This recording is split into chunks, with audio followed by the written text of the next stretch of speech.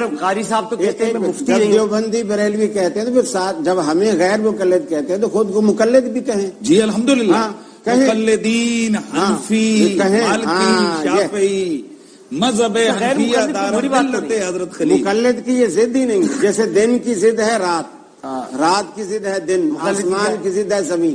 مقلد کیا ہے؟ تو اب جیسے ڈاکٹر صاحب آپ کہہ رہے تھے میں شیخ ہوں، اب آپ مجھ سے پوچھے آپ کون ہے، میں بولوں میں غیر شیخ ہوں. نہیں یہ تو کوئی بات ہی نہیں. ہاں یہی بات. اب یہ کہہ رہے ہیں مقلد اور پھر ہم اچھا میں یہ کہہ رہا ہوں کہ ایک طرف انسان ہے. مقلد کی ضد کیا ہے؟ ڈاکٹر صاحب ہر چیز کو اس کا غیر لازم اور مستلزم ہوتا ہے. یہ ان کو اصول پتہ ہے. مثلاً ایک ہے انسان، اس کے علاوہ جو کچھ ہے وہ ہے غیر انسان. ہمیں مقلد تو جو تقلید کو نہیں مانتے وہ غیر مقلد. اب غیر مقلد میں ہزاروں آ گئے، ہمیں ان سے بحث کے پھر تفصیل میں جائیں گے تو بہت کچھ. اب یہ تو کسی کتاب میں اور یہ پوری اور میں بتاؤں گا بھی نہیں. اس سے پہلے کہ انٹرول ہو جائے 2 جملے ہمیں بھی بولنے کا. میں کہہ رہا ہوں یہ تو کسی کتاب میں نہیں لکھا. اچھا کسی کتاب میں بھی نہیں اور میں بتاؤں گا بھی نہیں. میں نہیں بتاؤں گا. میں نہیں بتاؤں. ہاں جی دیکھیں میں عرض کروں قاری فضل الرحمن صاحب کا احترام کرتا ہوں، پورے سال گفتگو بھی رہتی ہے. ان کے مسلک میں تقلید کو حرام قرار دیا گیا ہے اور یہ اپنے مقلد کو بھی آیت بتا دیتے ہیں، پھر اس آیت سے مقلد جو اب آیت سے وہ جو سمجھے یا روایت بتا دیتے ہیں. جبکہ ہم فقہ جعفریہ مکتب اہل بیت علیہ السلام میں آیات اور روایت گائیڈنس کے طور پر کہتے ہیں، لیکن آیات اور روایت سے فتویٰ اخذ کرنے کے بعد پھر اپنے مقلدین یا فالوورز کو بتاتے ہیں. کیوں؟ اس لیے کہ آیت میں محکم بھی ہے، متشابہ بھی ہے. ٹھیک ہے، آیت میں ناسخ بھی ہے، منسوخ بھی ہے. بعض آیات کی تشریح کرتی ہیں. احادیث میں بھی اسی طرح سے ہے. بعض احادیث جو ہیں عام ہیں، بعض احادیث خاص ہیں، بعض احادیث مطلق ہیں، بعض احادیث مقید ہیں. صرف ایک حدیث کہہ کے ہمارے ہاں فتویٰ یا وہ نہیں بتایا جا سکتا.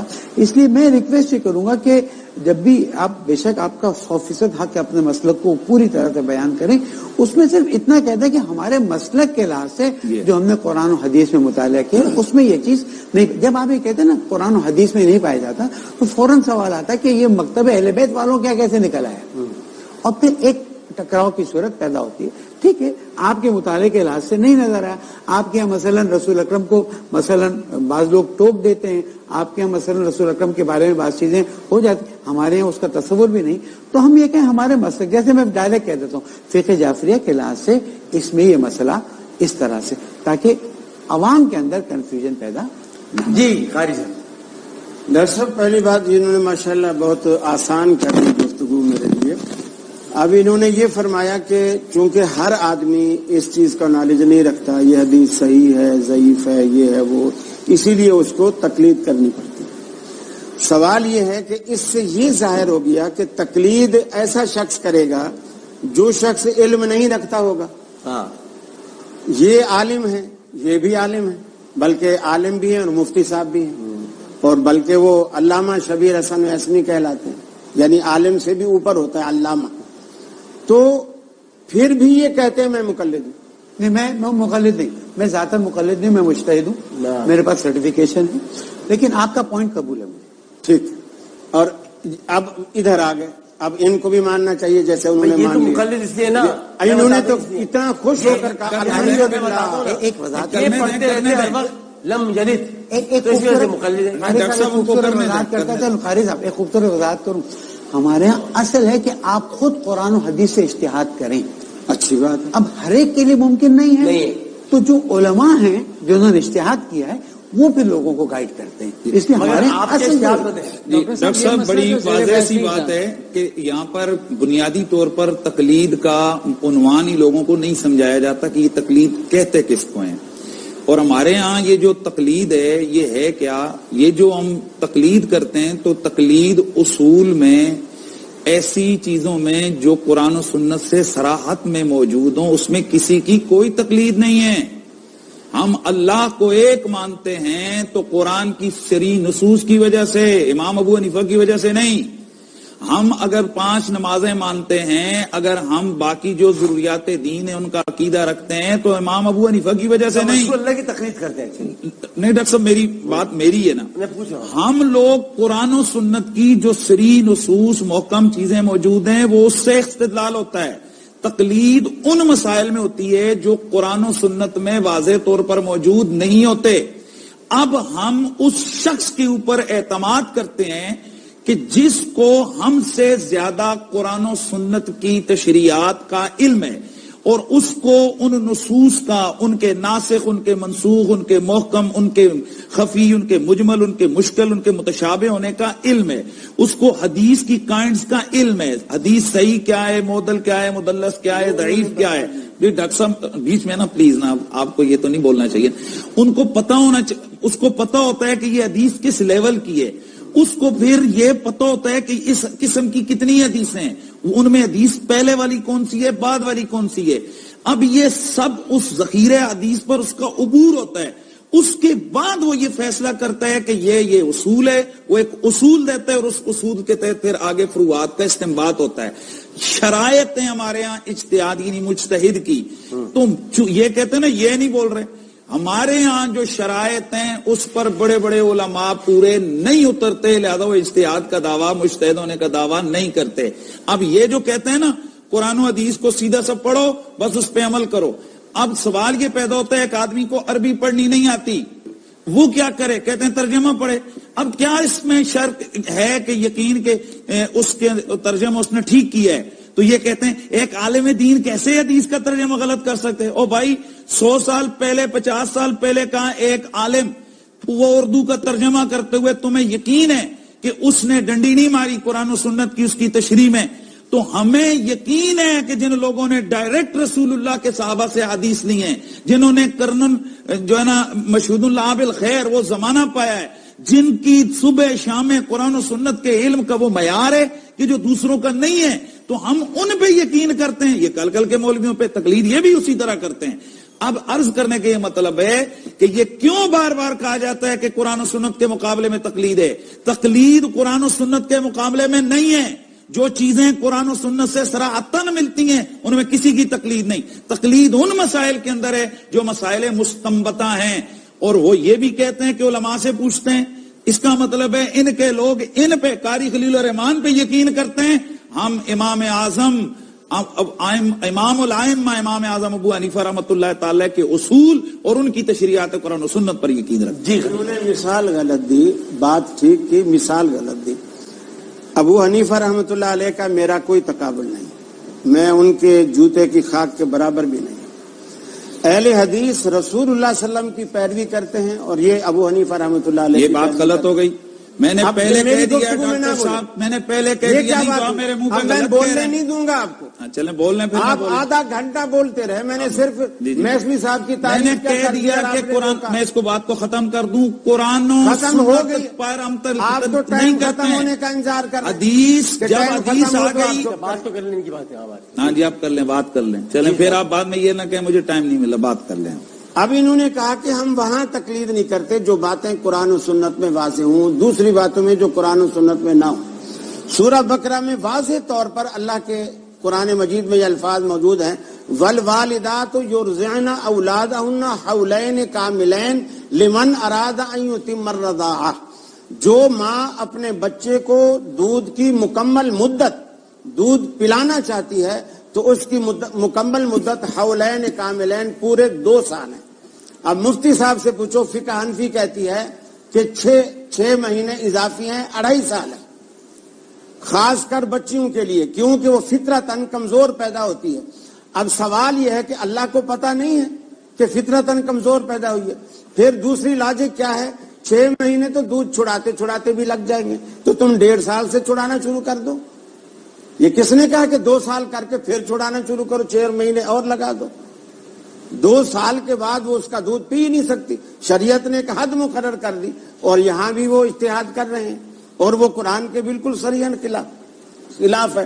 اچھا، اسی طرح نبی کریم صلی اللہ علیہ وسلم نے کہیں بھی یہ نہیں فرمایا کہ جمعے والے دن تم احتیاطی ظہر پڑھو. ایک صحابی بھی ایسا نہیں تھا جو جمعہ پڑھنے کے بعد کھڑا ہو کر احتیاطاً ظہر پڑھتا ہو. اس دن میں نے احتیاط کی بات کی, ویسے بھی سب ناراض ہو رہے تھے, میرے سارے اشارے ادھر ہوتے ہیں. آپ کو تو مسئلہ کو سچی بات ہے ہم نے صحیح معنوں میں پڑھا بھی نہیں, اکٹھے ہیں, اور ہمارے مدارس میں جو ہے یہی پڑھایا جاتا ہے. ان کے ہاں بھی ہمارے خلاف, ہمارے ہاں ان کے خلاف. یہ غلط کے بھی ہے, شکریہ. یہ غلط ہے یار. سنیں تو صحیح, سنیں تو صحیح. یعنی آپ نے تسلیم کر لیا کہ ان کے مدارس کے اندر ہمارے خلاف پڑھایا جاتا ہے, ہمیں قرآن و سنت پڑھایا جاتا ہے, جو قرآن و سنت کا منکر ہوتا ہے اس کے خلاف خود سنیں ہو تو جاتا صحیح, ہے. سنیں تو صحیح. 8 سال تک فقہ پڑھائی جاتے ہیں, 7 سال تک. 8ویں سال سارا سیاست تھا جسے دورہ حدیث کہتے ہیں, وہ بچوں کے سر سے گزر جاتی ہے, کچھ پلے ہی نہیں پڑتا. نبی ہریرہ تھا, چلیے نبی ہریرہ تھا, آگے چلیے. وہ اس طرح سارا سلسلہ چلتا. آپ کیا کرتے ہیں؟ اب میں عرض کر, ہمارے ہاں پہلی کلاس سے جب صرف نحو لگتی ہے, کوئی بھی نخبۃ الحدیث کی چھوٹی سی کتاب ہے, دوسری کلاس میں بلوغ المرام, اسی طرح یعنی چھوٹی چھوٹی حدیث کی کتاب موتا پڑھاتے آپ لوگ؟ موتا امام مالک. ہاں بالکل.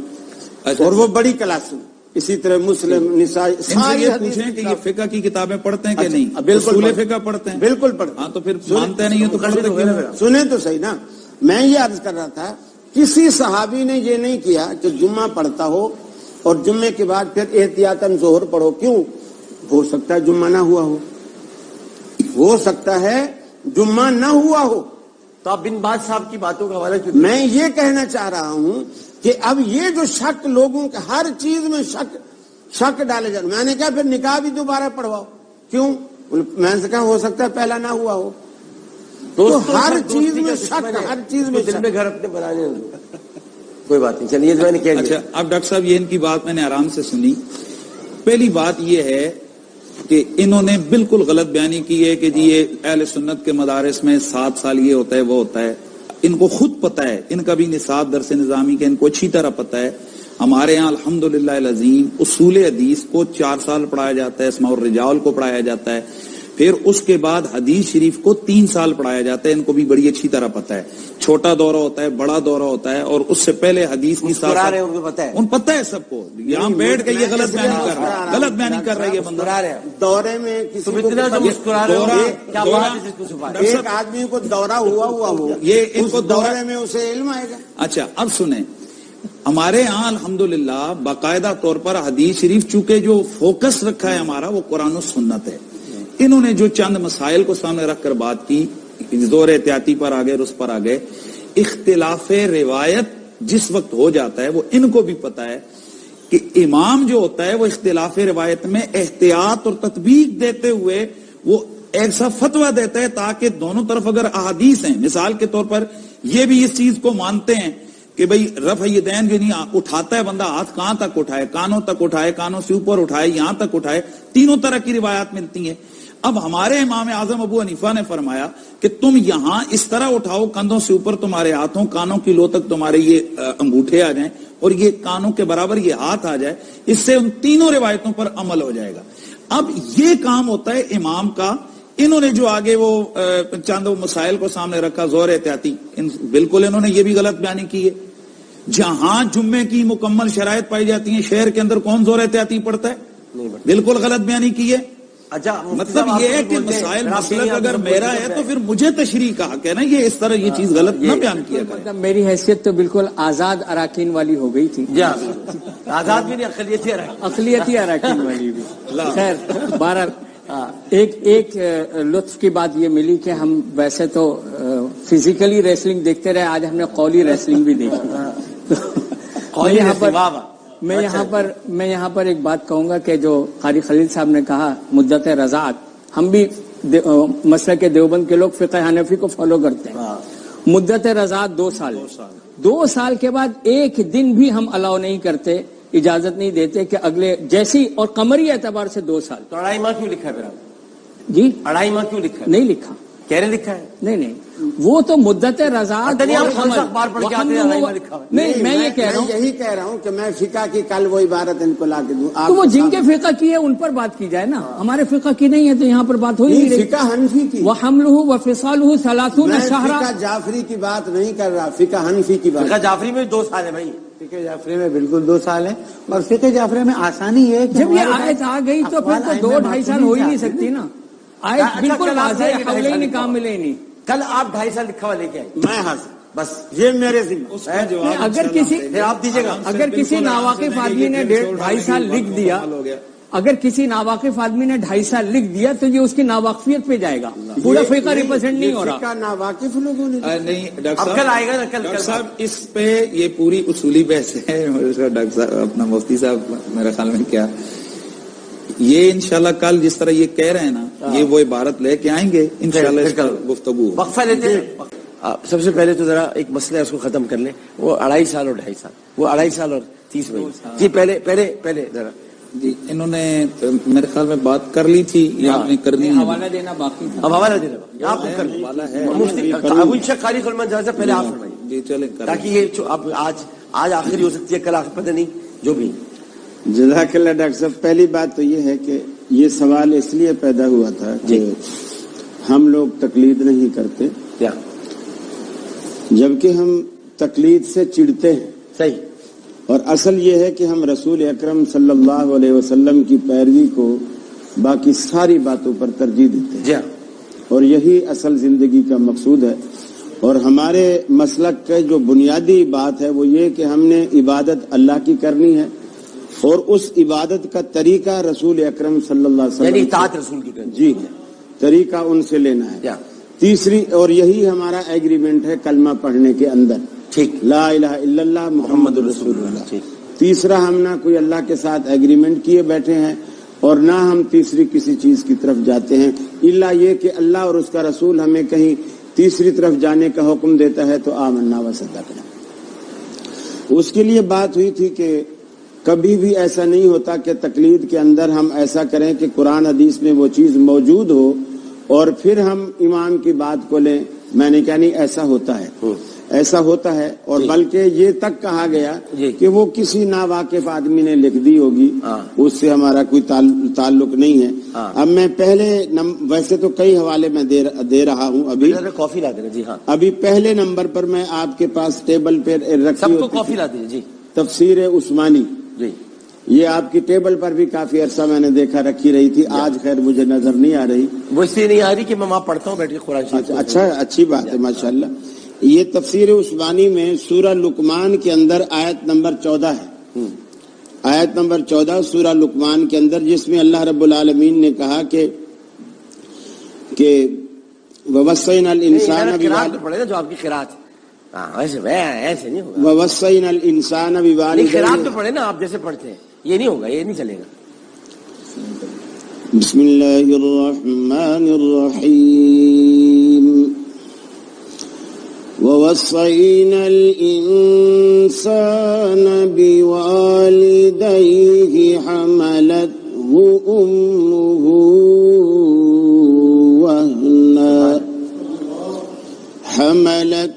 أُمُّهُ وَهْنًا عَلَى وَهْنٍ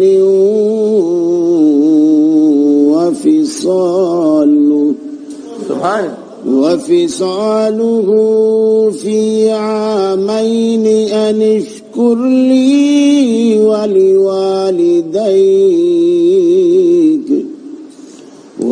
ولوالديك إلي المصير. سبحان اللہ، سبحان اللہ. جزاک اللہ، جزاک اللہ، جزاک اللہ. تو اس آیت کی تفسیر کرتے ہوئے محترم علامہ شبیر احمد عثمانی صاحب وہ تفسیر بیان کرتے ہوئے لکھتے ہیں، کیونکہ اس آیت میں ہے کہ وَفِصَالُهُ فِي عَامَيْنِ، کہ اس کے دودھ کی جو بچے کی مدت ہے وہ 2 سال ہے. یعنی وہ سورہ بقرہ میں بھی اور یہاں سورہ لقمان میں بھی. تو اب ان کو یہ ہوا کہ بھی ہمارے امام صاحب کا تو 2.5 سال ہے، تو آیت تو اس کے خلاف جا رہی ہے. تو اس کا جواب دیتے ہیں. اس کا جواب دیتے ہوئے کہتے ہیں کہ امام ابو حنیفہ رحمہ اللہ جو اکثر مدت 2.5 سال بتاتے ہیں، ان کے پاس کوئی اور دلیل ہوگی. اچھا لکھا انہوں نے، ان کے پاس کوئی اور دلیل ہے نہیں ان کے پاس. امام صاحب نے جو 2.5 سال لکھا ہے، آخر ان کے پاس کوئی دلیل ہوگی. ہمارے ہاں ہوگی والا مسئلہ نہیں ہوتا ہے، آپ کے پاس ہے. جو ہے وہ بتاؤ. ہوگی کس نے دیکھی ہے؟ ہوگی. اور امام ابو حنیفہ رحمہ اللہ اتنے متقی تھے, وہ خود کہتے ہیں اگر کوئی شخص ایسی بات کے اوپر فتویٰ دے, میری کسی بات کے اوپر فتویٰ دے, ملم یعرف دلیلی, جس کو یہ پتہ نہ ہو کہ میرے پاس اس کی دلیل کیا ہے, تو اس کو فتویٰ دینا حرام ہے. جب تک وہ میری دلیل کو نہ جان لے اس وقت تک اس کو فتویٰ دینا حرام ہے. اور یہاں شبیر حسن صاحب, شبیر حسن بیسوی صاحب اتنے عرصے سے ساتھ, جی علامہ شبیر احمد عثمانی صاحب, وہ فرماتے ہیں کہ امام صاحب جو 2.5 سال کا فتویٰ دیتے ہیں, آخر ان کے پاس بھی کوئی دلیل ہوگی. موطا امام محمد ہے, اس کی جلد 2 ہے جی, اور دوسری جلد میں صفحہ 602 ہے جی. اس کے اندر فرماتے ہیں کان ابو حنیفہ رحمہ اللہ یحتاط بستۃ اشہر بعد الحولین, فرمایا کہ امام حنیفہ رحمۃ اللہ علیہ 6 مہینے کی احتیاط مزید دیا کرتے تھے 2 سالوں کے بعد. یہ امام محمد رحمۃ اللہ علیہ جو ہیں امام حنیفہ رحمۃ اللہ علیہ کے شاگرد خاص ہیں, جیسے امام ابو یوسف ہیں ایسے امام محمد ہیں. اور تیسری بات یہ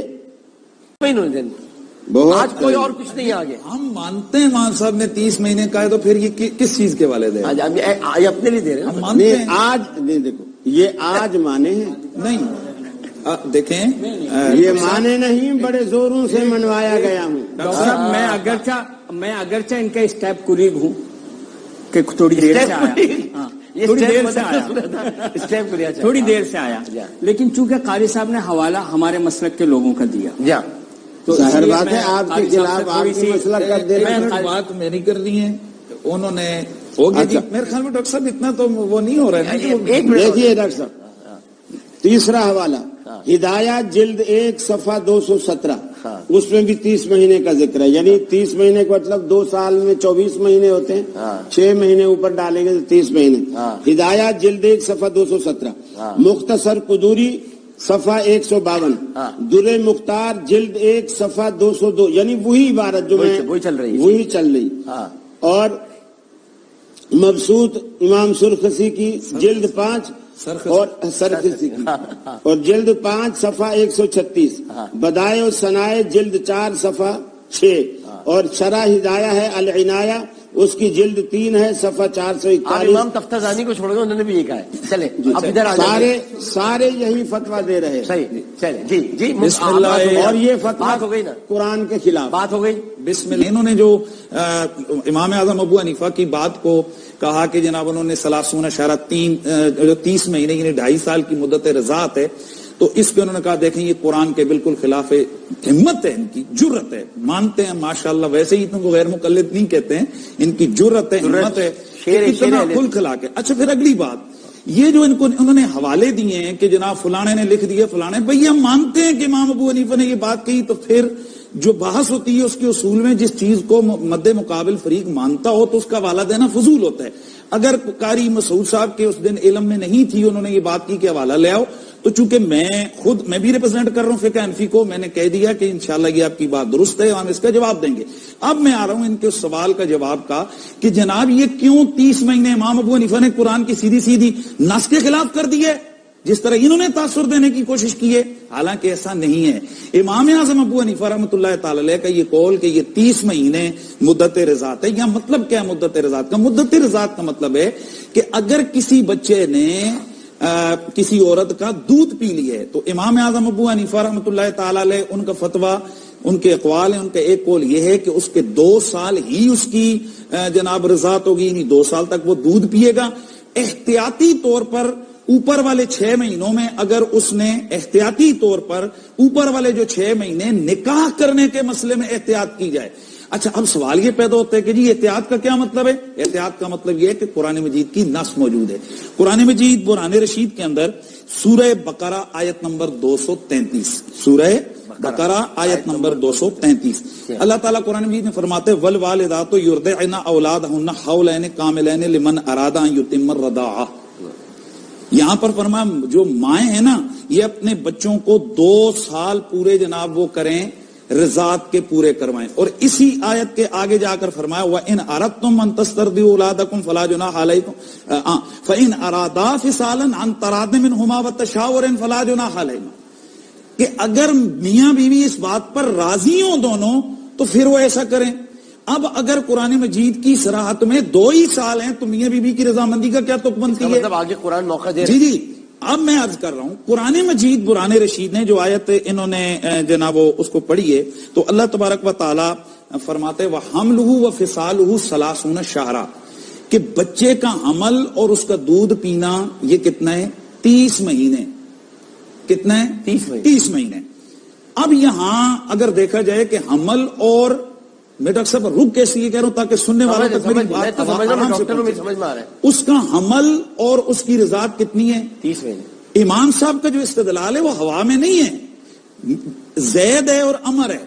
زید نے میرا قرضہ دینا ہے اور عمر نے میرا قرضہ دینا ہے. میں کہتا ہوں زید نے ₹1,00,000 دینے ہیں, عمر نے ₹1,00,000 دینے ہیں.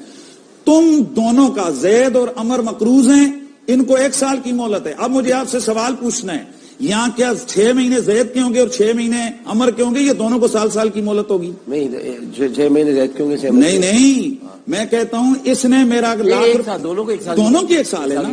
امام صاحب کا استدلال اس سے کہ 2 چیزوں کو بیان کیا ہے, حملہ وفصالہ 30 شہرا, حمل اور اس کی رضاعت یہ کتنی ہے؟ 30 مہینے یعنی 2.5 سال ہیں. اب یہاں ان میں سے دونوں میں سے ہر ایک کے لیے یہ یہاں پر احتمال آ گیا کہ حمل بھی 2.5 سال ہے اور اس کی رضاعت بھی کتنی ہے؟ 2.5 سال ہے. لیکن ہمارے پاس جو دلیل منقص ہے کس کی؟ حمل کی, وہ ہمارے پاس موجود ہے. سیدہ عائشہ صدیقہ رضی اللہ تعالی عنہ ان کی وہ روایت ہے کہ آپ نے فرمایا کہ بچہ ماں کے پیٹ میں 2 سال سے زیادہ نہیں رہ سکتا. گویا یہاں وہ جو مدت حمل ہے اس کی دلیل منقص ہے, لیکن یہاں پر رضاعت کی دلیل منقص نہیں ہے. کیوں؟ اگر کسی عورت کے بچہ ماں کے پیٹ کے اندر 6 مہینے اس کے تو 2 سال ہو گئے, اگر 9 مہینے تو کتنے ہوئے؟ وہی 2.5 سال ہو گئے. نہیں سر کیسے؟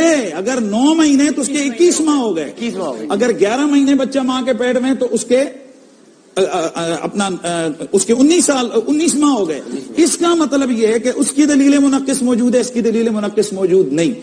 اب یہاں اس احتمال کی وجہ سے دیکھیے امام اعظم ابو حنیفہ نے یہ جو بات کی ہے, اس احتمال کی وجہ سے کہ یہاں یہ دونوں کی جو رقم, میں نے پہلے عرض کیا کہ کس میں ہوتی ہے اپنا تقلید, کہ جہاں معنی مبہم ہو, معنی کے اندر سمجھ نہ آ رہی ہو, اس وجہ سے امام اپنا قول دیتا ہے. تو یہاں امام اعظم ابو حنیفہ رحمۃ اللہ تعالی علیہ انہوں نے فرمایا کہ چلو لمٹ تو 2 سال ہے وہ پچھلی دلیل کے مطابق, اور چونکہ یہ احتمال معنی میں موجود ہے کہ یہاں پر اس کے 30 مہینے ہو, لہذا احتیاطاً جب نکاح کرنے کا مسئلہ ہے تو وہاں پر 30 مہینے کی بات کی. ایک بات کی آ گئی. دوسری بات, یہ حدیث کی بات کرتے ہیں, اہل حدیث ہیں, اپنے آپ کو کہتے ہیں ہم اہل حدیث ہیں, حدیث کی بات کرتے ہیں. ان کے نزدیک بھی ہر حدیث نہیں مانی جاتی, ان کے نزدیک بھی ہر حدیث نہیں مانی جاتی. ان کے نزدیک بھی جناب یہ ہے کہ حدیث کو چیک کیا جاتا ہے اس حدیث کا معیار کیا ہے.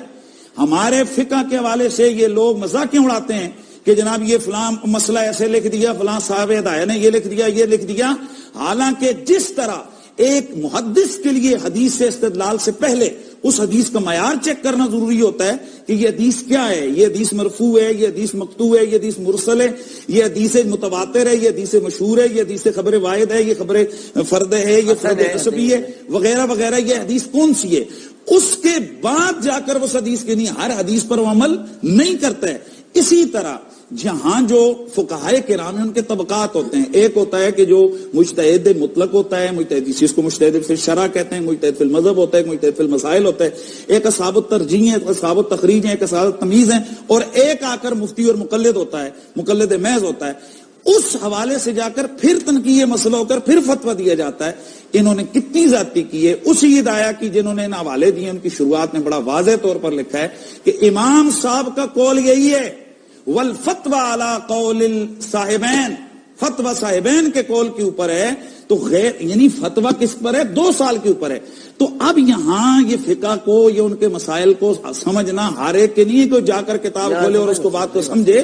ان مسائل کی تنقیح ہوتی ہے, اس کو دیکھنا پڑتا ہے یہ مسئلے کا, اس فقہ کے اس مسئلے کی حیثیت کیا ہے. تو اب گویا بات یہ کلیئر ہو گئی کہ فتویٰ صاحبین کے قول پر ہے, 2 سال ہی مدت رضاعت ہے. لیکن جو امام اعظم ابو حنیفہ رحمۃ اللہ تعالی علیہ کا قول ہے وہ احتیاط کی وجہ سے، یعنی اس احتیاطاً ان کی یہ بات کہی گئی ہے، وگرنہ فتویٰ 2 سال پر ہے، یعنی 2 سال سے زیادہ اس بچے کو دودھ نہیں پلایا جائے گا، لیکن نکاح کے مسئلے پر احتیاط کی جائے گی، اور احتیاط کرنے میں کون سی حرج ہے؟ اور انہوں نے جو اس کو کہا کہ یہ قرآن کی سیدھا ان کی مخالفت آ گئی، امام ابو حنیفہ کا فتویٰ اور آ گیا، حالانکہ امام صاحب کے پاس بھی قرآن کی ایک آیت ہے۔ صحیح، ایک وقفہ لیتے ہیں، وقفے کے بعد مفتی مسعود صاحب نے بات کرنی ہے اور یہ قاری خلمت ایک وقفے بعد جناب مفتی مسعود صاحب کچھ بیان کرنا چاہیں گے، پھر جناب ابو انشاء قاری خلمت جاوید جی۔ میں یہاں پر ایک بات عرض کروں جی کہ قاری صاحب نے جو بات کہی، یعنی اگر کوئی آدمی کسی بات کو غلط سمجھا تو ہم اس کو یہ کہیں گے کہ جی آپ غلط سمجھیں، آپ اس کو دلیل نہ بنائیں۔ قاری صاحب نے یہ فرمایا کہ امام ابو حنیفہ کے نزدیک مدت فقہ حنفی میں مدت رضاعت جو ہے وہ 2.5 سال ہے، ایسا نہیں ہے۔ فقہ حنفی میں مدت رضاعت 2 سال ہے۔ جو امام ابو حنیفہ رحمۃ اللہ علیہ نے 2.5 سال کا لفظ کہا وہ یہ کہ اگر کسی آدمی نے، کسی بچے نے کسی عورت کا دودھ پی لیا 2.25 سال کی ایج میں، یا یعنی 30 مہینے کے اندر تو ہم اس میں رضاعت کا حکم لگائیں گے کہ یہ اس کا بیٹا ہو گیا، رضی ہو گیا، نکاح کے مسئلے میں جو قاری صاحب نے کہا، مفتی حنیف قریشی صاحب نے کہا۔ تو قاری صاحب نے یہ جو ریپرزینٹ کیا کہ فقہ حنفی کا یہ موقف ہے، یہ فقہ حنفی کا موقف نہیں ہے۔ دوسری بات میں یہ عرض کرنا چاہتا ہوں کہ قاری صاحب کا دعویٰ یہ ہے کہ تم لوگ براہ راست قرآن اور حدیث کی تقلید کرو، بجائے اس کے کہ 80 کے خلاف دلیل دینے کے لیے قلم بھی حنفی کا لے رہے ہیں۔ ہاں جی، دوسری بات یہ اچھا کہ قاری صاحب یہ دعویٰ کر رہے ہیں کہ یہ گویا کہ یہ کہہ رہے ہیں کہ تم امام ابو حنیفہ کی تقلید کرتے ہو جو سن 80 ہجری اور اس کے بعد آئے، تو تم تھوڑا سا اور آگے چلے جاؤ اور ڈائریکٹ حضور صلی اللہ علیہ وسلم کی تقلید کر لو۔ دعویٰ تو بہت اچھا ہے، بہت خوبصورت ہے، لیکن عملی طور پر یہ ممکن نہیں ہے۔ یہ دعویٰ کرتے ہیں اور تقلید کس کی کراتے ہیں؟ اپنی۔ گویا کہ یہ ہمسری کا دعویٰ کر رہے ہیں امام ابو حنیفہ کی، ائمہ اربعہ کی اور اپنی۔ کلمۃ حق ارید بہ الباطل، نہیں کلمۃ حق ارید بہ الباطل۔ اور تھوڑی دیر پہلے میں آپ کا پروگرام دیکھ رہا تھا جس میں آپ نے علامات قیامت میں سے ایک علامت ذکر کی تھی کہ پچھلے لوگ اگلے لوگوں کی لعن طعن کریں گے۔ بیسوی صاحب، ہم کہتے ہیں ایک تو دلیل عقلی ہمارے پاس موجود ہے کہ ایک شخص جس کو نہیں معلوم ہے کہ اب میں دین میں کیسے آگے بڑھوں، وہ خود، اچھا ہمارے ہاں مجتہد ہونا پہلی شرط، اگر آپ اجتہاد نہیں کر سکتے ہیں فار اینی ریزن تو پھر آپ احتیاط کریں، اور اگر آپ احتیاط نہیں کر سکتے تو پھر آپ تقلید کریں، ورنہ تقلید آپ کے لیے جائز نہیں۔ اور ہمارے مجتہدین جب تک زندہ ہیں، میں آپ کو مثال دیتا ہوں، آیت اللہ عظمیٰ گل پائیگانی میں ان کا وکیل رہا اور خدمت انجام دی، جس لمحے ان کا انتقال ہوا فوراً طے کیا گیا کہ اگلی تقلید کس کی ہوگی، اس لیے کہ ہمارے ہاں مرحوم یا مردہ مرجع کی، مجتہد کی تقلید جائز نہیں۔ پہلی بات یہ ہے ڈاکٹر صاحب، قریشی صاحب نے ساری تقریر جو فرمائی وہ ہوا میں تیر چلائے، اس کے پیچھے کوئی دلیل، کوئی بنیاد، کچھ بھی نہیں، حتیٰ کہ امام صاحب کو بچاتے بچاتے دوسرے ساتھی کے ذریعے امام صاحب کو بھی پھنسا دیا۔ پہلی بات تو یہ ہے کہ یہ جو قرآن مجید میں آتا ہے حملہ و فصالہ 30 شہر، کہ اس کے حمل کی مدت اور اس کے دودھ کی مدت دونوں ملا کے 30 مہینے، دونوں ملا کے 30 مہینے۔ جس بات پر ہم نے اعتراض کیا، امام صاحب کا فتویٰ یہ تھا کہ صرف دودھ پلانا 30 مہینے ہے۔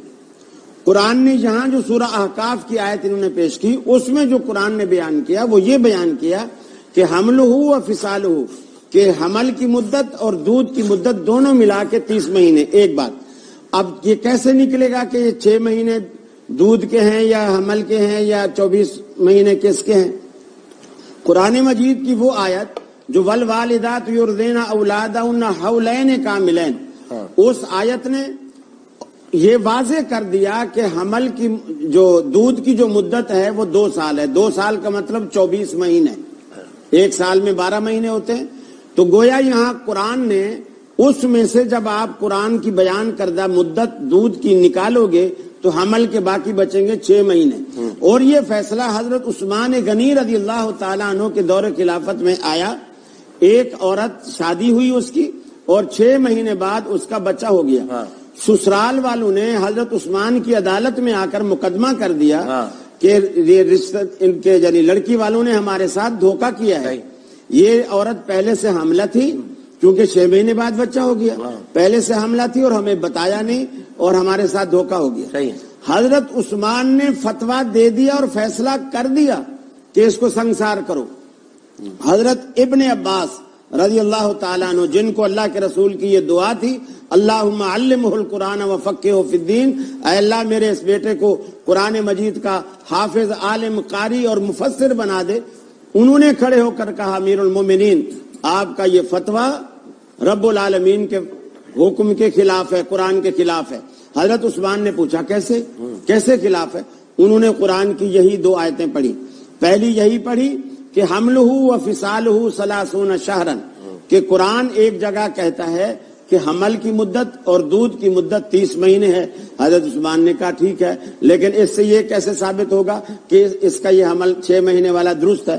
انہوں نے کہا قرآن کی دوسری آیت میں اللہ رب العالمین کہتا ہے والوالدات یرضعن اولادہن حولین کاملین, مکمل مدت دودھ کی پلانے کی جو ہے وہ 2 سال ہے. تو 2 سال اگر آپ 30 مہینوں میں سے نکالیں گے گویا 24 مہینے, تو باقی مدت حمل کی بچے کی جو 6 مہینے ہیں. حضرت عثمان نے اپنا فیصلہ واپس لیا. یعنی اسی بات پر فیصلہ ہوا, یہ ایسے نہیں. اور دوسری بات یہ کہ حضرت نے کہا کہ امام ابو حنیفہ رحمۃ اللہ علیہ کی ہم وہ نہیں کر رہے, ہم فقہ حنفی کا دفاع کر رہے ہیں. اور ابو حنیفہ رحمۃ اللہ علیہ کو جو ہے یہ جملہ نہیں کہا, نہیں, میں نے یہ بات کہی, انہوں نے کہا, میں نے کہی کہ ہم فقہ حنفی کا دفاع نہیں کر رہے, فقہ حنفی کا دفاع کر رہے ہیں, امام ابو حنیفہ کا دفاع نہیں کر رہے. اور یہی میں نے یہ بات بھی کہی کہ ہم امام ابو حنیفہ آپ نے تصدیق کر دی, آپ نے امام ابو حنیفہ کی وجہ سے تو ہے, تصدیق کر لی. اب آپ دیکھیے یہ ایسی ہستی کو انہوں نے, حالانکہ جو عزت اہل حدیث امام حنیفہ کی کرتے ہیں یہ نہیں کر رہے, ایسی ہستی کو انہوں نے امام بنایا جس سے آپ جان چھڑانا چاہ رہے ہیں, جس سے جان چھوڑ. آپ عزت کرتے ہیں. ایک منٹ, جعفر منصور کی فقہ حنفی جو ہے, فقہ حنفی نام ہی ان کی طرف منسوب ہے, امام اعظم کی طرف. ابو حنیفہ رحمۃ اللہ علیہ انہی کی کنیت, اب نام ہی فقہ حنفی کا انہی سے منسوب ہے. فتوے مان رہے امام حنفی تو دین حنیف سے نکلا ہے بھائی. سنے تو صحیح, دین حنیف سے نہیں نکلا, ابو حنیفہ سے نکلا ہے. اچھا, اور اس کے بعد ابو حنیفہ دین حنیف پہ نہیں. اچھا, اور فتوے لے رہے ہیں امام محمد کے. فقہ محمدی کا ہو, کیوں نہیں کہتے؟ وہ تو پھر اہل حدیث بن جائیں گے اگر فقہ محمدی کہیں گے تو. فقہ محمدی کا ہو, فقہ یوسفی کا ہو, لیکن نام فقہ کا بڑے امام کے نام پر ہے اور فتوے اس کے مانے نہیں جا رہے. اور دوسری بات یہ کہ جب امام صاحب کے فتوے ہی نہیں ماننے تو تمہارے مقلد ہونے کا فائدہ کیا ہے؟ اس سے تو میسوی صاحب نے لاکھ درجے بہتر بات کی. انہوں نے کہا کہ ہم مرے ہوں کی تقلید نہیں کرتے. کتنی اچھی بات ہے, کتنی خوبصورت بات ہے کہ مرے ہوں کی یہ تقلید نہیں کرتے. ریفرنس دیتے ہیں مگر ایک وقفے کے بعد ایک منٹ ایک وقفہ بھائی, اذان ہونے والی لاہور میں. ہم کس کا دفاع کر رہے ہیں اور کس کا دفاع نہیں کر رہے؟ مولانا مفتی شفیع مفسر قرآن معارف القرآن جنہوں نے تفسیر لکھی ہے, تقی عثمانی صاحب کے والد, ان کی ایک کتاب ہے بلکہ رسالہ ہے, اس کا نام ہے وحدت امت. اس کے صفحہ نمبر 15 پر ایک پورے صفحے پر ایک واقعہ انہوں نے بڑا خوبصورت ایک واقعہ لکھا. وہ فرماتے ہیں کہ قادیان میں ہماری ہر سال کانفرنس ہوا کرتی تھی. ایک سال میں گیا تو فجر کی نماز کے بعد میں نے مولانا انور شاہ صاحب کاشمیری رحمہ اللہ کو دیکھا کہ وہ گھٹنے کھڑے کر کے ہاتھ یوں ڈالے ہوئے ہیں اور سر اندر ڈالا ہوا ہے جیسے افسردہ حالت میں کوئی بیٹھتا ہے, اس طرح بیٹھے ہوئے ہیں. میں برابر میں جا کے بیٹھا رہا, میں سمجھا شاید ذکر اذکار میں مشغول ہوں گے, میں نے مخاطب نہیں کیا. تھوڑی دیر بعد وہ خود ہی میری طرف متوجہ ہوئے اور کہا کہ شفیع بھائی کوئی کام ہے مجھ سے؟ میں نے کہا جی آپ کچھ اداس اور لائیو ہو گئی ظفر صاحب جو جے ڈی سی والے ابھی لائیو, جی کہ آپ اداس اور مغموم نظر آ رہے ہیں, ایسی کیا بات ہے؟ تو انور شاہ صاحب نے کہا نہیں شفیع بھائی ایسی کوئی بات نہیں ہے, میں ٹھیک ہوں. انہوں نے کہا نہیں یہ ضرور کوئی نہ کوئی بات ہے. اب وہ فرمانے لگے مجھے پریشانی اور افسوس اس بات کا ہے کہ ہم نے ساری عمر یا تو پڑھنے میں گزار دی یا پڑھانے میں گزار دی. افسوس اس بات کا ہے کہ ہم نے ساری زندگی فقہ حنفی کی ترجیح میں گزار دی اور ہم نے دین کی خدمت نہیں. یہ شروع میں 2 صفحات میں واقع ہے یہ. جی. تو اب میں سوچتا ہوں اور پچھتاتا ہوں. خواب میں بیٹھے ہوئے تھے لوگ, خواب میں دیکھا ہے انہوں نے. خواب نہیں, یہ خواب ہے. خواب میں سب چاروں بیٹھے ہوئے سوچ رہے ہیں ہم نے کیا. نہیں. اچھا چلو آپ نے خواب بدل دیے تو میں آگے بڑھتے ہیں. نہیں, خواب نہیں. ویسے میرے پاس یہ کتاب ہے, اگر کل کا میں نے بھی پڑھی ہے. اگر کل کا دن باقی ہے تو میں نہیں, میں اپنی بھائی آپ سے کچھ کہہ رہا ہوں. جی. تو اس میں انہوں نے کہا کہ اب میں سوچتا ہوں کہ ہم نے کس چیز میں عمر برباد کی, وہ اس خدمت پہ جس پر آج سارے میرے بھائی مصر ہیں کہ نہیں ہم یہ دین ہی کی خدمت کر رہے ہیں. آخری عمر میں جا کر اتنا بڑا عالم اپنے یہ کمنٹس دیتا ہے کہ اب میں سوچتا ہوں کہ میں نے کس چیز میں عمر برباد کی.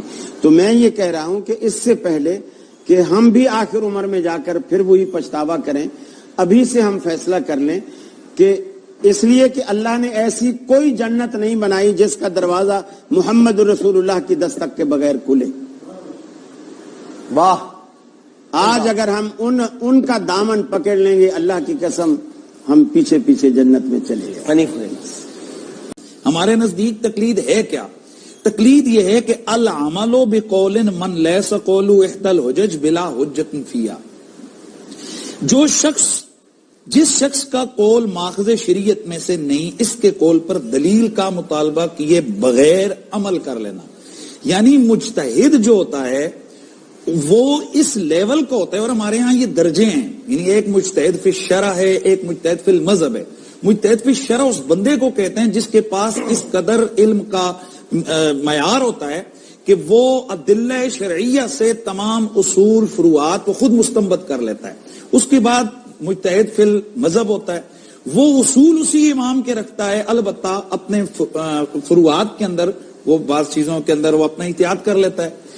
اب میں بار بار کہہ رہا ہوں, اور اس بات کو پھر قرآن و سنت کے مقابلے میں تقلید کو لے کے آ رہے ہیں, اور لوگوں کو یہ سمجھانا چاہ رہے ہوتے ہیں کہ جناب یہ تقلید جو ہوتی ہے قرآن کو چھوڑ کر یا حدیث کو چھوڑ کر ہوتی ہے. ہم کہہ رہے ہیں کہ بھائی قرآن و سنت کے معنی کو سمجھنے کے لیے, اس کی اجمال کو سمجھنے کے لیے, اس کے ابہام کو دور کرنے کے لیے کسی ایک بندے پر اعتماد کر لینا کہ بھئی یہ جو بات کہہ رہے ہے یہ ٹھیک کہہ رہا ہے, اور یہ جو چیز ہے یہ قرآن و سنت سے ثابت ہے. میں قرآن مجید کی آیات, چونکہ وقت بہت شارٹ ہے میں حوالہ دیتا ہوں. سورہ توبہ آیت نمبر 123 ہے, سورہ نساء آیت نمبر 83 ہے, سورہ نساء آیت نمبر 59 ہے. فَاسْأَلُوا عَلَى ذِكْرٍ إِن كُنتُمْ لَا تَعْلَمُونَ. یہ قرآن مجید کی یہ بھی آیت ہے کہ تم اہل ذکر سے پوچھو اگر تمہارے پاس علم نہیں ہے. تو یہاں مطلق جو تقلید ہے, مطلق تقریر کا انکار, یہ تو سیدھی سیدھی گمراہی ہے کہ آپ کے کوئی سوال پوچھتے ہی نہیں ہے. اب رہ گیا قاری صاحب کا بار بار مسئلہ کہ جناب تم 30 مہینے اور اس پہ یہ جو نا بار بار آپ بات کر رہے ہیں. پہلی بات یہ کہ آپ اگر کسی فن کے حوالے سے بات کر رہے ہیں تو آپ کو اس فن کے اصول کو جاننا ہوگا. آپ اگر منطق کی اصطلاح بول رہے ہیں تو منطق ہی کے رول وہاں یوز ہوں گے. اسی طرح اگر آپ فقہ کے اندر بات کر رہے ہیں تو آپ کو اصول پتہ ہونے چاہیے. یہاں جو ہم نے کہا کہ امام صاحبین کے قول کے اوپر فتویٰ ہے, ان کو اس چیز کا پتہ ہی نہیں ہے. ہمارے جناب جو اصول فقہ کے معاملات ہیں, ہم نے کہا امام صاحب کے 2 قول ہیں. پہلا بات میں نے کہی 2 قول ہیں. اب ان 2 قولوں میں سے جو شاگرد امام اعظم ابو حنیفہ رحمۃ اللہ تعالی علیہ کے, انہوں نے ایک قول کو لے لیا, اور وہ کتنا ہے 2 سال دودھ پلانے کے ہیں اور اگلے 6 مہینے نکاح کے حوالے سے ہے. یہ ہمارے حوالے دے رہے ہیں اور اس کے مفتی شفیع صاحب کے, اور یہ ایسی. اب سوال یہ پیدا ہوتا ہے کہ یہ خود بتائیں کہاں فقہ حنفی کے صدیوں پرانا ایک سلسلہ ہے, اور کل کے یعنی ابھی قریب زمانے کے ایک بزرگ کو انہوں نے واقعہ اپنا پتہ نہیں لکھا بھی ہے کہ نہیں وہ کر رہے ہیں. اگر یہی بات ہے تو میں ان کا ایک حوالہ دیتا ہوں, ذرا اس کی طرف بولیں. غیر مقلدین کے جد اعلیٰ نواب صدیق حسن بھوپالی صاحب, قاضی شوکانی صاحب, ان کی کتاب ہے در البیہ. اس کے اندر لکھتے ہیں وَيُجُوزُ إِرْضَاءُ الْكَبِيرِ وَلَوْ كَانَ ذَا لِحْيَةٍ لِتَجْوِيزِ النَّظَرِ. داڑھی والا بندہ بھی دودھ پی سکتا ہے, داڑھی والا بندہ بھی دودھ پی سکتا ہے تاکہ اس کی طرف دیکھنا جو ہے نا وہ جائز ہو جائے. ایک طرف ابو حنیفہ رحمۃ اللہ تعالی علیہ کے 6 مہینوں کے اوپر تم لوگ وویلا کر رہے ہو اور خود داڑھی والوں کو دودھ پلا رہے ہو. اچھا یہ بتائیے. نہیں ڈاکٹر صاحب نہیں, میری بات نہیں, بیچ میں نہیں بات آئے گی. یہی بات مولانا وحید الزمان صاحب کنز العقائد کے اندر لکھتے ہیں, نزول الابرار کے اندر لکھتے ہیں, اور ان کی بہت ساری کتابوں کے اندر موجود ہے. اب سوال یہ پیدا ہوتا ہے کہ یہاں, اور اس کے علاوہ جناب ان کی ابن قیم صاحب ہیں, ان کی کتاب تحفۃ المودود, اس کے اندر وہ لکھتے ہیں کہ ضرورت کے تحت آپ 2.5 سال سے زیادہ بھی پلا سکتے ہیں, جبکہ ہم احناف کے نزدیک 2 سال سے زیادہ عام نارمل دودھ پلانا یہ جائز ہی نہیں ہے. یہ بات آپ سمجھ رہے ہیں, یہ جائز نہیں ہے. میں سمجھ رہا ہوں. تو اب جب یہ بات ہو گئی, اگر کسی نے, ڈاکٹر صاحب جائز نہیں ہے, لیکن اگر کسی نے اس دوران پلا دیا, اب اس کے والدہ یعنی اس کے رشتہ اگر کرنا ہے تو چونکہ قول موجود ہے وہ 30 اشارہ کا, اس کے 2 احتمال موجود ہیں. احتیاط کرنا ہے بھائی, یہاں حلال اور حرام کا مسئلہ ہے, نکاح کی احتیاط کی بات ہے. تو جب امام صاحب ابو حنیفہ رحمۃ اللہ تعالی علیہ کے قول کی احتیاط کی بات بھی کی, اور امام محمد نے ان کے 2 قولوں میں سے قول کی بات بھی کر لی, اور یہاں پر ہم نے اس کا دوسری آیت کے مقابلے میں آیت کو بھی بیان کر دیا. اب اس پر اعتراض کر کے امام صاحب جیسے اللہ کے ولی کے بارے میں انہوں نے جو ایک ہلکا سا جملہ بولا, یہ گھر جا کر ریکارڈنگ سنیں, یہ مناسب نہیں ہے. رہ گئے انہوں نے بات کہی ہے کہ جناب ہم شیعہ حضرات, تو یہ تو ہم پہلے کہہ رہے ہیں, یہ شیعہ حضرات کے بہت قریب ہیں, وہ بھی صحابہ کی نہیں مانتے, یہ بھی صحابہ کی نہیں مانتے ہیں, یہ تو ہم پہلے ہی سے ہم کہہ چکے ہیں. وہ تو ہمیں معلوم ہے کہ کئی دفعہ یہ ان کی تائید کر رہے صحابہ کی مانتے ہیں, یہ اصل میں بڑا نہیں, انہوں نے خود کہا ہے, انہوں نے آن ایئر خود کہا ہے کہ ہم صحابہ کرام کا قول بھی اگر آ جائے, اگر اس کی تائید کے بارے میں جو کہوں گا وہ حجت ہے. آپ کی طرف آتا ہوں, مجھے ایک بات سے پوچھنی ہے, یہ بتا دیجیے ایک مجھے ایک سوال تو کرنے دیں. امرات غامدیہ جو آئی تھی, امرات غامدیہ, وہ بچے کو کتنے عرصے بعد لے گئے؟ جب اس کی گود میں بچہ تھا, وہ تو پیدا ہوا, پھر اس کے بعد آپ کے پاس آئی, 2 سال 4 ماہ کے بعد آئی تھی رسول اللہ کے پاس. نہیں 2 سال 4 فرمایا دودھ پھر چھڑا کے 2 سال 4, جب روٹی کا ٹکڑا اس کے ہاتھ میں, کھانے پینے کے قابل, جب روٹی کا ٹکڑا تھا 2 سال 4 ماہ کے بعد آئی تھی. تو وہ تو کھانے کے قابل ہوئی نا. ہاں, تو روٹی کا ٹکڑا ہاتھ میں تھا, لیکن اس دودھ چھڑاتے 2 سال 4 ماہ. ڈاکٹر صاحب یہ نہیں, اس میں مہینوں کا ذکر ہی نہیں ہے, نہیں ہے ذکر ہے. دکھائیں, میں کہاں سے دکھاؤں؟ ابھی ہے, ابن اسحاق نے لکھا ہے. چلو اس دیکھیے طبقات ابن سعد حدیث کی کتاب نہیں, ابن اسحاق سیرت نگار. اچھا اب آپ بتائیں اپنی بات. اب جی جزاک اللہ. پہلی بات تو یہ ڈاکٹر صاحب, نواب صدیق حسن خان کا جو ابتدائی دور ہے وہ پیدائشی اہل حدیث نہیں ہے, ابتدائی دور اس کا بھی احناف کا ہے. نواب صدیق حسن خان اپنا وحید الزمان کا انہوں نے حوالہ دیا, خود حیات وحید الزمان دیوبندی علماء نے لکھی ہے, حیات وحید الزمان, اس میں انہوں نے صراحت کے ساتھ لکھا. پہلے وہ حنفی تھا, اس کے بعد نواب صدیق حسن خان سے دوستی ہوئی, حدیث کے تراجم کرنے لگا, اہل حدیثوں کی طرف مائل ہو گیا. آخر میں ایک کوئی نقی صاحب تھے, اس کا بھی نام اس کے اندر موجود ہے, پھر وہ ان کے شیعہ دوست تھے, ان کے ساتھ ہوا. ایک منٹ وہ شیعہ یہ سب کو نکالیں گے, سیدھے تو صحیح شیعہ ہو کر ایک منٹ, اب یہ سارے میری گفتگو میں نہ بولے نا, میرا ٹائم ضائع کر رہے ہیں. 7 منٹ 3 منٹ آپ کے, 3 منٹ آپ کے. جی ٹھیک ہے. اچھا, اب دوسری بات یہ کہ کسی بھی عالم کا حوالہ اہل حدیث کے لیے کوئی معنی نہیں رکھتا. جب آپ ہمیں غیر مقلد ہونے کا تانا دیتے ہو, جن لوگوں نے امام ابو حنیفہ رحمہ اللہ کی نہیں مانی وہ نواب صدیق حسن کی تقلید کریں گے, وحید الزمان کی تقلید کریں گے. اس کا مطلب یہ آپ نہیں بولے, نہیں آپ اعلان کر رہے ہیں کہ انہوں نے غلط کہا ہے. دیکھیں ڈاکٹر صاحب, پھر جب یہ بولیں گے ڈاکٹر صاحب ابو حنیفہ رحمۃ اللہ تعالی پر اعتراض ہے کہ اس نے غلط کہا, تو جو پھر ہم بھی انہوں نے غلط نہیں کہا, پھر ہم بھی بولیں نا کہ وہ غلط کہا نہیں, پھر ہم بھی بولیں گے اور بات نہیں کریں. میرا ٹائم صرف ضائع کر رہے ہیں, اور اب میرا 1.5 منٹ اوپر بڑھانا, انہوں نے میرا ضائع کیا 1.5 منٹ. دیکھیے اب دوسری بات یہ کہ آیت پڑھتے ہیں فَاسْأَلُوا أَهْلَ الذِّكْرِ إِن كُنتُمْ لَا تَعْلَمُونَ, یہ تو ہے, علماء سے پوچھو, اور ترجمہ کرتے ہیں فَاتَّبِعُوا أَهْلَ الذِّكْرِ. اس میں زمین آسمان کا فرق ہے. پوچھنے میں اور پیروی کرنے میں ایک ہی بات ہے نہیں. اب آیت پڑھتے ہیں فَاسْأَلُوا أَهْلَ الذِّكْرِ کہ اہل ذکر سے, علماء سے پوچھو, اور ترجمہ اس کا یہ کرتے ہیں تقلید کر کے کہ فَاتَّبِعُوا أَهْلَ الذِّكْرِ کہ علماء کی پیروی کرو. یہ قرآن مجید کی صریحاً مانوی تحریف ہے, یہ جو کہ نہیں ہونی چاہیے, اور یہ ساری تحریف یہ تقلیدی گل کھلا رہی ہے. تیسری بات, انہوں نے آخر میں یہ الزام لگایا मैसवी साहब पर भी, मुझ पर भी। मैसवी साहब का जवाब तो वो देंगे, मैं अपना जवाब दे रहा हूँ। हम तो ये कहते हैं, हमें तो साहबा का गुस्ताख कहा गया, हम ये नहीं कहा, गुस्ताख नहीं कहा। चलो गुस्ताख चलो कहा है नहीं, हम भी मैंने कहा है कि आप कोले साहबी को तो नहीं मानते, नेशनल टीवी में बैठे गुस्ताख लफ्ज़ नहीं कहा। अच्छा चलो ठीक है, मैं किताबों में लिखा है कि आप कोले साहबी को मैं अपने अल्फाज नेशनल टीवी पे लफ्ज़ गुस्ताख किसी के लिए भी नहीं कहा, नहीं कहा है, किसी ने नहीं कहा। चलो मैंने अपने अल्फाज वापस जज़ाकल्लाह। मेरा 1 मिनट और बढ़ा दीजिए, छोड़े तो सही बात करें। अब उसके बाद सहाबा किराम नबी करीम सल्लल्लाहु अलैहि वसल्लम की जो इत्तिबा करते थे, और अल्लाह के रसूल ने फरमाया खैरुल कुरून करनी, सबसे बेहतरीन जमाना मेरा जमाना है। बिल्कुल। उस बेहतरीन जमाने में किसकी तकलीद थी? अब सहाबा किराम की पैरवी, सहाबा क्यों? नबी की तकलीद नहीं थी, नबी की इत्तिबा थी। इसलिए कि आप लोगों के यहाँ तकलीद ये है कि बगैर दलील का मुतालबा किए बुखारी की हदीस का जवाब तो साहबा की पैरवी भी करते हैं। अब्दुल्ला बिन अब्बास से दलील क्यों? मेरा टाइम बर्बाद चक्कर में उनका 1 मिनट बढ़ जा रहे हैं। हाँ अच्छा चले बात कर नहीं बढ़वाए मेरा टाइम, सब चूंकि टाइम है आप बढ़वाए, फिर बढ़वा दिए आप चुप तो हो जाए, ये बढ़ा रहे मिनट। अच्छा चुप तो हूँ, ये अपनी बात कर लेंगे फिर बढ़ गया 1 मेरे मिनट। लिए टाइम ही नहीं है। अरे आप मैं कह रहा हूँ ये अपनी डॉक्टर साहब मेरी छोटा सा चूंकि आपकी कल की फ्लाइट कैंसल है, आज शाम को जाए। जी बस डॉक्टर साहब बात ये ऐसे है, परेशान हो ये अब्दुल्ला बिन अब्बास की रिवायत का, बुखारी की रिवायत का जवाब दें कि फिर उनसे क्यों दलील नहीं मांगी, जिन्होंने कहा कि कहते ना दलील नहीं मांगी, इसका जवाब दें। बुखारी की हदीस का जवाब। सहाबा किराम का जमाना बेहतर था, या आइमा किराम का जमाना बेहतर है? सहाबा का जाहिर बात है। और उस वक्त इन आइमा की तकलीद नहीं थी भाई, तो इसका मतलब सहाबा के दौर में वो थे ही नहीं, क्या कह रही है? सुनो तो सही, मुझे बुखारी की हदीस का जवाब दो। नहीं जवाब मेरा टाइम बर्बाद, मुझे भाई जवाब दें डॉक्टर साहब। मेरे 5 मिनट और सवाल का जवाब है। अच्छा मेथी साहब, आप जब तक बयान आप लोग बात कर ले। मेथी साहब आप जो कुरान मजीद की आयत है, आ रहा हूँ तो उनको तो बोलने दें। फस्अलू अहल ज़िक्र इन कुंतुम ला तअलमून, या कुरान मजीद की आयत है अतिउल्लाह व अतिउर रसूल व उलिल अम्र मिनकुम।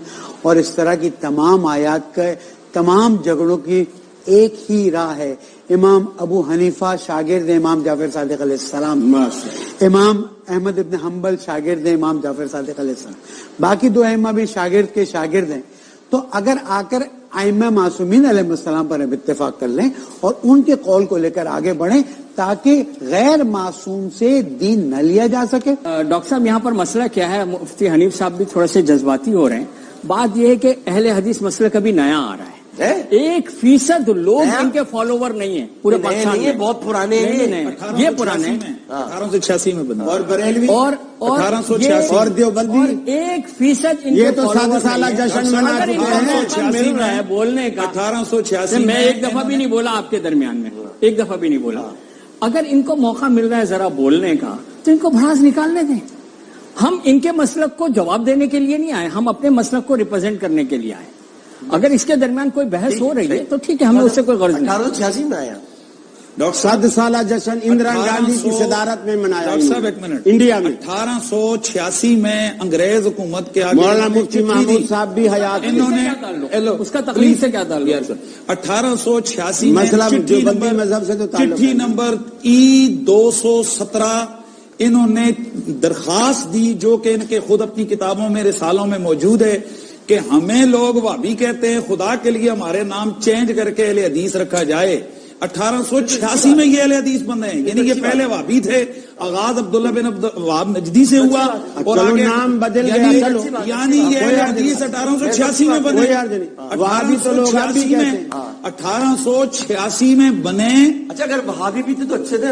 और उसकी ये है कि कितने फीसद है, पूरी दुनिया में 1% भी नहीं है।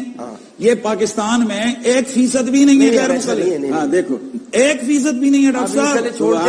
अच्छा चले जी, मैं सखावत करके 2% पे रहता हूँ, 3% पे 1% पूरी उम्मत साहब आप तशरीफ ले जा रहे हैं, आज आप शाम को हमारे साथ नहीं होंगे। चैलेंज कर रहे हैं पूरी दुनिया को। आज आप शाम को हमारे साथ नहीं होंगे, आप तशरीफ ले जा रहे हैं। आपकी आमद का, आपकी मोहब्बतों का, आपके प्यार का और उन्होंने हमें अकलियत कहा। वो हाँ उस पर आप ये इस्तिलाह गैर मुस्लिमों के लिए मारूफ है।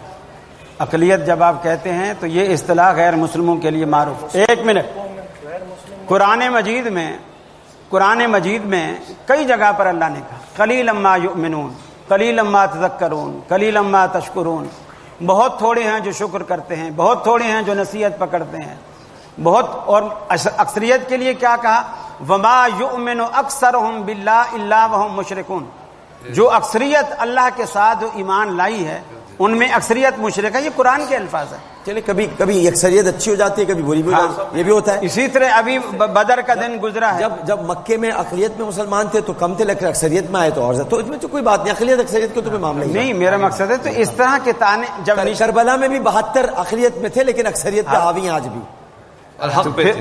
پھر بھی یعنی حق والے کون تھے؟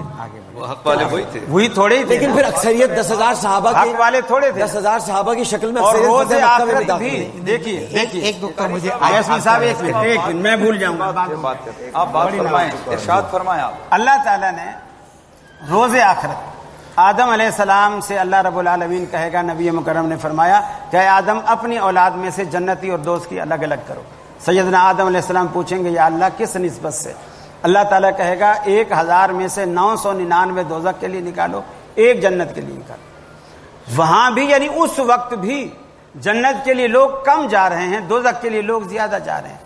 تو یہ معیار نہیں ہے. معیار نہیں، چلے ہو